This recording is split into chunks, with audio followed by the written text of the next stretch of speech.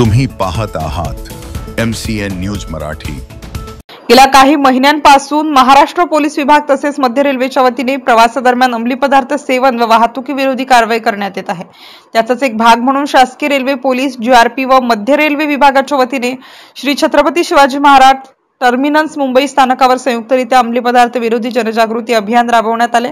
आजच्या काळात माणसाला अंतर्बाह्य पोखरणाऱ्या अंमली पदार्थांची यादी सतत वाढतच आहे। सर्व प्रकारचे मद्य, सर्व तंबाखूजन्य पदार्थ ही तर परिचित मादक द्रव्य आहेतच, परंतु अफू, गांजा, चरस यापूर्वीपासूनच वापरत असलेल्या अंमली पदार्थांपासून ते अलीकडच्या कोकेन, हिरोईन, इफेड्रीम आदी अंमली पदार्थ प्रवासादरम्यान सेवन करणे अथवा रेल्वे प्रवासात वाहतूक करण्याविरोधात शासकीय रेल्वे पोलीस GRP व मध्य रेल्वे विभागाच्या रेल्वे सुरक्षा बल RPF विभागाने कंबर कसली असून त्याचाच एक भाग म्हणून मध्य रेल्वेच्या श्री छत्रपती शिवाजी महाराज टर्मिनस मुंबई स्थानकावर शासकीय रेल्वे पोलीस GRP विभागाचे वरिष्ठ पोलीस निरीक्षक संभाजी कटरे यांच्या मार्गदर्शनात अंमली पदार्थ विरोधी जनजागृती अभियान राबवण्यात आले। यावेळी पोलीस निरीक्षक रवींद्र शिवरामवार व मध्य रेल्वे विभागाच्या अधिकारी कर्मचाऱ्यांच्या वतीने प्रवाशांना अंमली पदार्थाविरोधी माहिती देण्यात आली। MCN न्यूज मराठी करिता धनराज सपकाळ, मुंबई। सर काय सांगाल आज व्यसन मुक्तीच्या ज्या प्रकारे अभियान राबवण्यात आलेलं आहे त्याबाबत? आज नार्कोटिक्स कंट्रोल ब्युरो आणि CSMT रेल्वे पोलीस ठाणे येथे दोन्ही मिळून संयुक्तिक जो ड्रग्सच्या बाबतीत आहे ते संयुक्तिक अभियान राबवलं आहे। जे रेल्वे प्रवासी आहेत त्यांना समुपदेशन करण्यात आले आहे की ड्रग्सच्या सेवनामुळे की मनुष्याची काय हानी होऊ शकते आणि त्यातून सामाजिक प्रश्न कसे निर्माण होऊ शकतात, त्या समाजाची कशी ऱ्हास होऊ शकतो याबद्दल समुपदेशन करण्यात आले।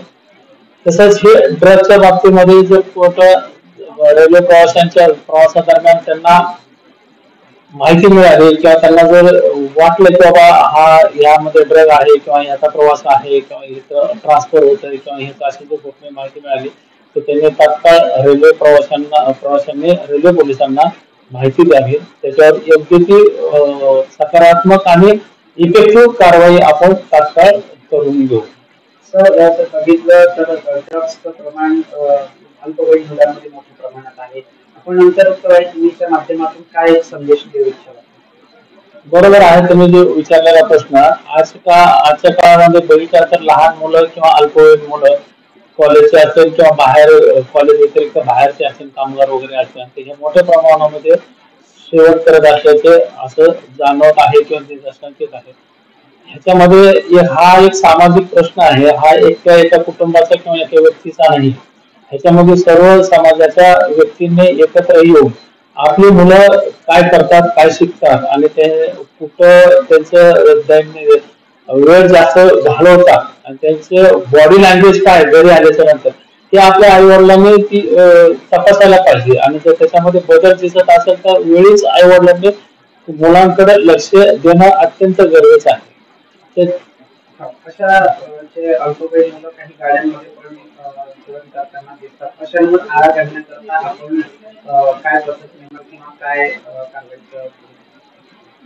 एका पोलिसांकडून तर नेहमी सतत हे चांगले काम केले जाते आणि असे जर कोणी अपप्रवृत्तीचे जे मुलं अल्पवयीन असतील तर त्यांना ताब्यात घेऊन त्यांच्या आई वडिलांकडे एक सपोर्ट समुपदेशन केलं जातं आणि जर आई वडिलांकडून होत नसेल तर आपण त्यांना योग्य ते कायदेशीर प्रोसिजर मध्ये त्यांना त्याच्यापासून प्रवृत्त होण्यासाठी काही दिवस आपण सुधारगृहामध्ये देखील आपण त्यांना ठेवतो तेव्हा ती जेणेकरून भविष्यातली ही पिढी जी आहे तर ही बिघडू नये आणि त्याचा सुधार व्हावा म्हणून आपण सतत कायदेशीररित्या चौकटीत बसून ती कारवाई आपण नेहमी सातत्याने महाराष्ट्र पोलीस करते। तर लोहमार्गाचे अक्षरशः जर असेल तर आपण त्यावेळेस तात्काळ आपण ती कारवाई करत असतो।